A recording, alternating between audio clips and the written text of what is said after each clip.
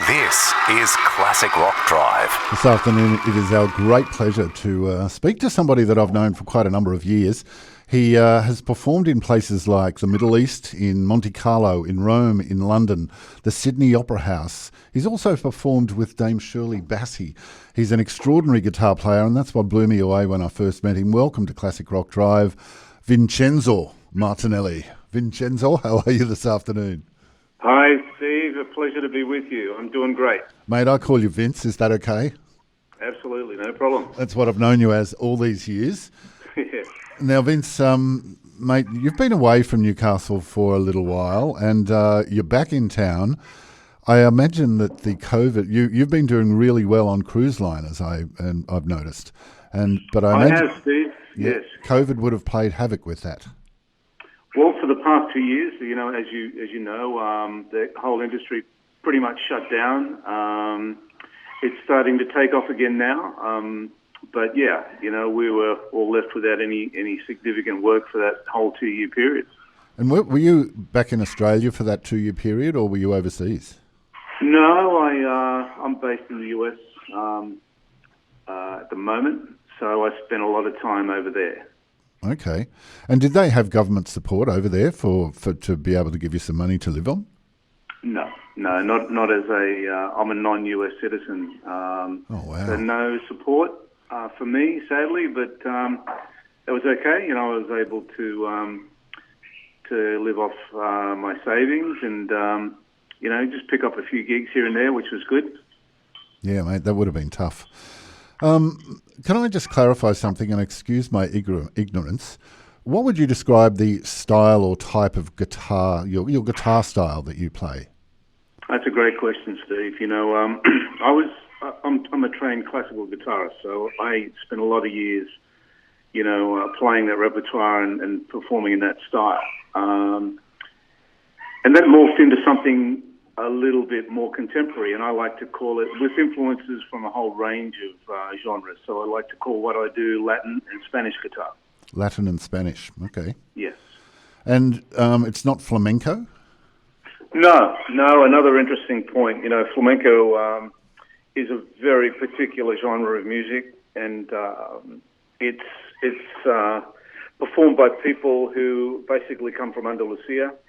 The dancers and the singers and the guitar players who play in that genre are very, very particular about the kind of repertoire and music they play and sing and dance to. So even though I studied flamenco briefly and I'm very interested in it, it is not the genre I play in.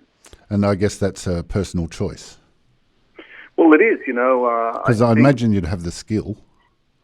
Well, that's a nice compliment. I give a lot of credit to those guys, the guitar players who play flamenco. It's incredibly difficult to do well. So they spend, a large part of their lives studying it and becoming good at what they do. So it is an incredibly difficult way to play the guitar, but they work really, really hard at it. So I've been influenced by flamenco, and I like it very much. But again, I prefer to call what I do Latin and Spanish guitar.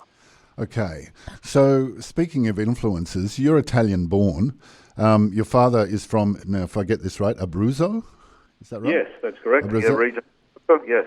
And he played the mandolin. So being of Italian heritage with that musical background, did that impact on your development as a musician? Yeah, it did, Steve. As a kid growing up, my dad, he was an amateur musician, so he was often playing his mandolin.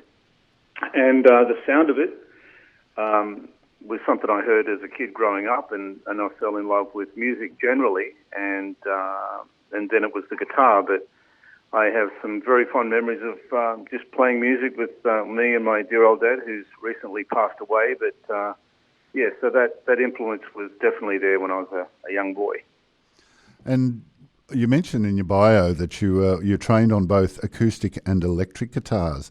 Were you ever tempted to become a rock god, get up there, Eric Clapton style? Did that ever tempt you? Well, yeah, I've got to be honest. Yes, isn't every boy? Absolutely. You probably remember me playing in different bands around town on electric guitar back in the day.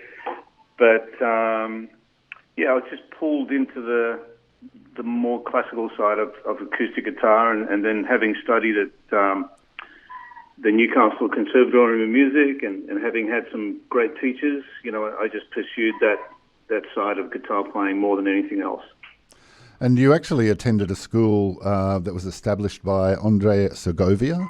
Have I pronounced that correctly? Perfect. Yes, I did. So tell us about that experience.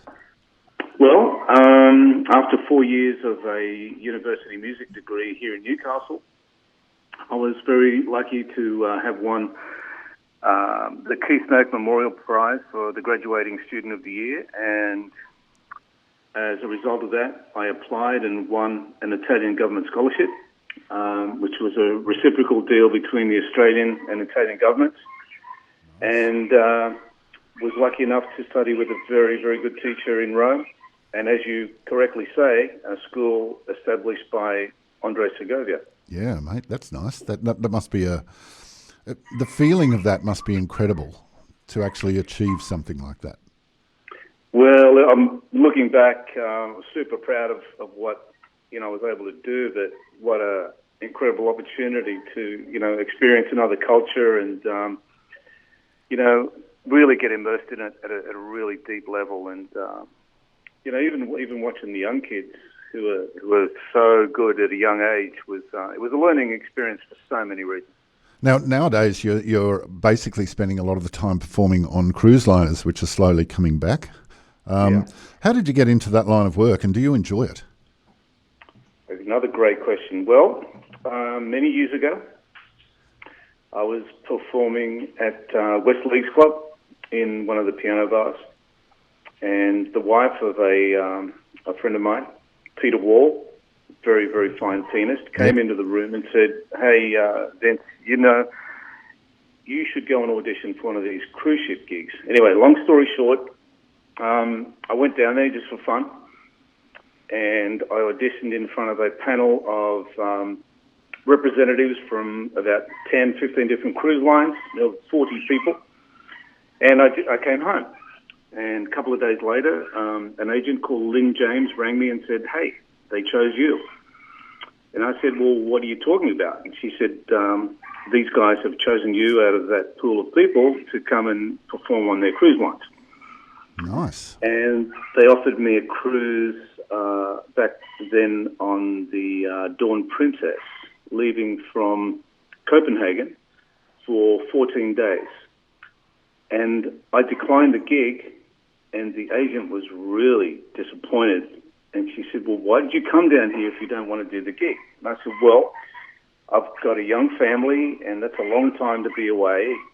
Anyway, again, long story short, she rang me back a few days later, and she said, "Well, how long can you come for?" I ended up doing a one-week cruise. It was the first one I ever did, and I've never looked back.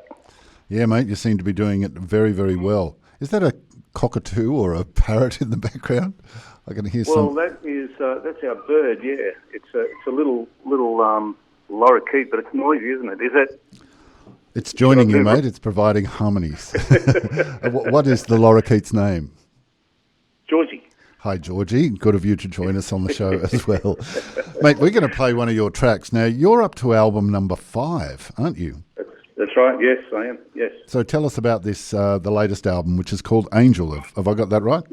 Yeah, that's perfect, Steve. Well, thank you. I had a whole bunch of material sitting around for quite a while. And the last time I came back to Australia, I was determined to finish it. And the album has a mixture of original material and some arrangements of some pretty well-known music. And I'm really proud of it. And I spent the time at my friend's studio in the Central Coast, and we finished it. And I felt compelled to dedicate it to my 2 sons. And there's a picture of them on the front cover. And I called it Angel. And the song we're going to play is called Song for Boris. Now, who's Boris? It's not Boris Karloff? Another great question. No, not that exotic, sadly. But if I could just answer that briefly, I used to play at different venues around town back in the day.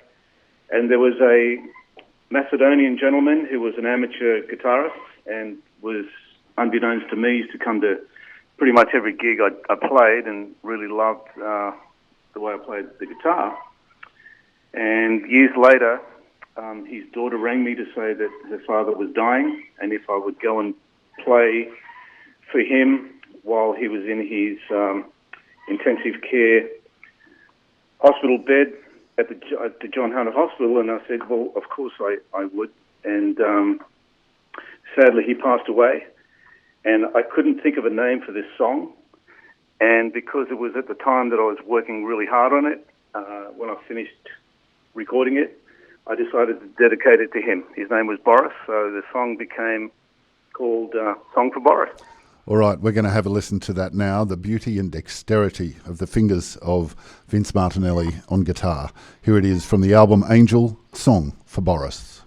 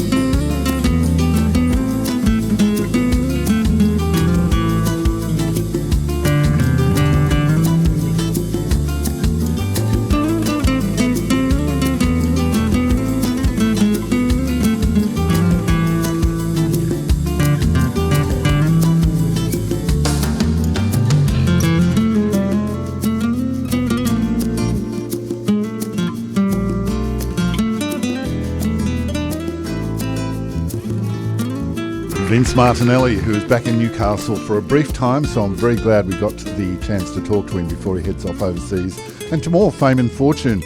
Right, Vince, are you ready? I'm ready, Steve. Okay, you may or may not get salvation from this, but you are in the confessional. You've got 5 questions. Question 1. What was the first music that you bought with your own money? The first music I bought with my own money was a lift out from my father's paper that I used to read on the weekends, and it was a send-away coupon to the United States, and I thought this is going to be great to have a bunch of songs dedicated to the guitar. Okay. And, yeah. And a little while later, this book arrived in the post, and it had songs in it like Home on the Range, The Song of the Marines, you know, just really unbelievable music that an 8-year-old boy in Hamilton, Newcastle would have any interest at all. And it was something that I absolutely treasured for a while. I learned everything in the book. I used to take it to my music teacher's house. And that was, very first piece of music I got. Another one that I remember very clearly is the theme from the movie The Godfather by the composer Nino Rota. Yep. And I bought that from Foley's in Hunter Street, Newcastle, when Mr. Lindsay used to own the store. Yep. At the time, every hit song was available in sheet music, and I think I bought that for about 15 cents. And I treasured that piece of music too. Those were the days when it was that cheap. Yeah. All right, mate. Question 2. What was the first concert that you attended? First concert that I remember attending was by Stevie Wonder at the Sydney Entertainment Centre. What? That was your first concert? Yep. Wow. What was that like? It blew my mind. It was phenomenal. You know, I love Stevie, and it was a great band in action. You know, big space and wonderful music, and I just loved the guy's voice. Yeah, he is a superstar, that man. Yes. Okay, that's sort of mind-blowing. Speaking of mind-blowing, what album can you remember blowing your mind and why it did? Another great question. You know, the album was called Gaucho by Steely Dan. Yep.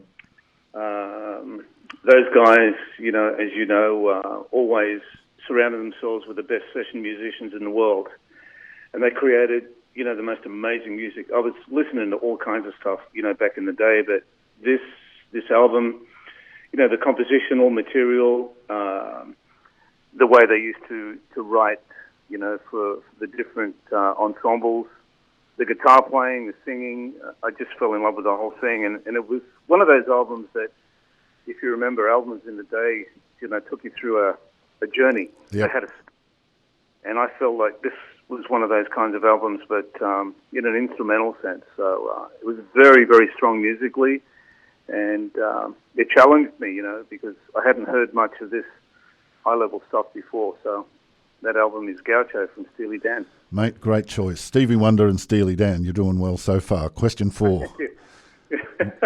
What is your most memorable musical moment?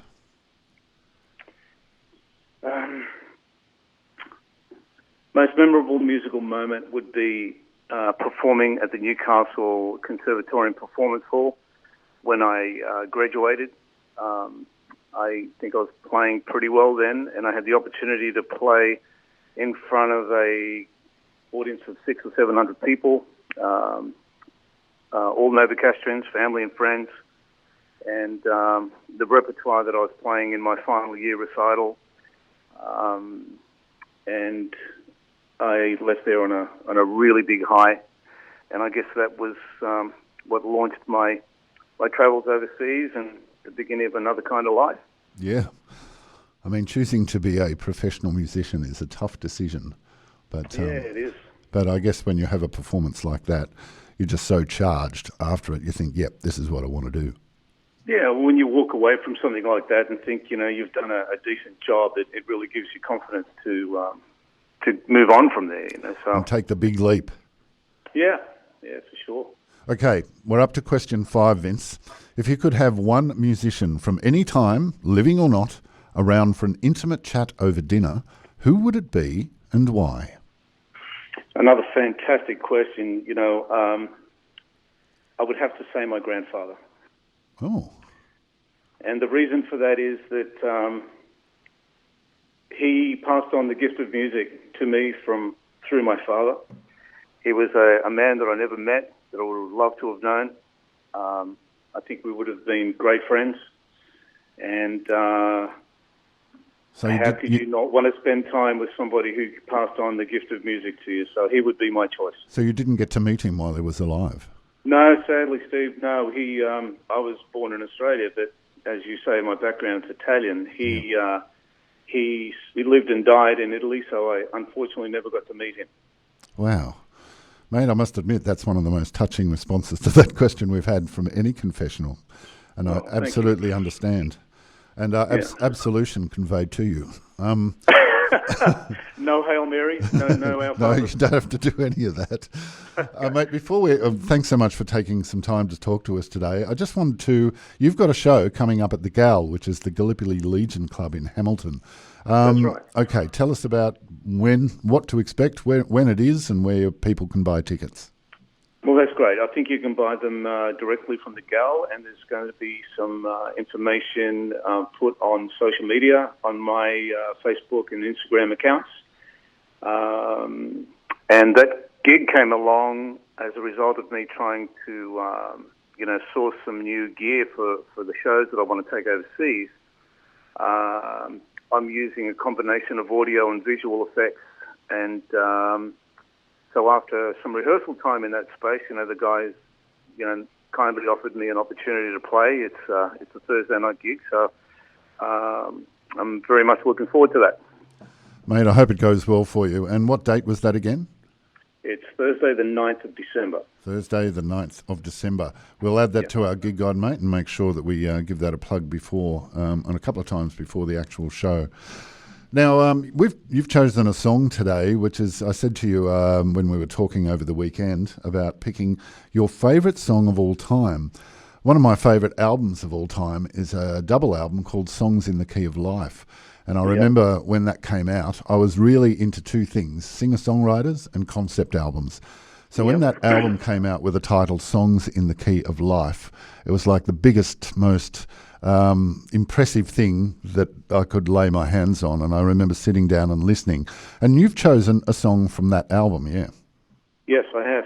I'm with you. You know, one of the greatest albums, I think, of all time, and it's amazing that these guys, this artist in particular, Stevie Wonder, could create so much material that could, that told a story. And what a great title, Songs in the Key of Life. Yep, absolutely. And what do you like about this particular song? From the moment Stevie opens his mouth and sings those first three words, it always moved me from the beginning. You know, the context of the song, because he dedicated it to his daughter. Yep. It's just something that really moved me. You know, on a deep level. I think the quality of his voice, the arrangement, it's just something that struck a chord with me and has stayed with me ever since. Yeah, it is pretty amazing. And I've just got to say that on the album, you actually hear his daughter in the bath before the song starts, but we're not, we're not playing that version today. We're going to play the single version. Vince, okay. I want to say thank you so much for spending some time with us today. I know you're pretty busy with family and preparing for your gig coming up, so I really appreciate you taking time out to talk to us here on Classic Rock Drive. Thank you. Well, it's an absolute pleasure, Steve, and congratulations for having such a great radio station and being representative of us here in Newcastle, and I do appreciate you asking me along. Mate, my pleasure. You're very welcome anytime. Have a fantastic time overseas when you go, and I hope the gig on the Thursday, the 9th of December is a big one. Cheers, mate. Thank you. Bye. Newcastle Live, the leading online source of local music, entertainment and lifestyle for Newcastle, Lake Macquarie, Port Stephens and the Hunter. It's the home of everything that's happening. It's a place to share, interact and engage with the latest and the most comprehensive gig, markets and events guide in the Hunter. newcastlelive.com.au. From what's on to what matters. Newcastle Live.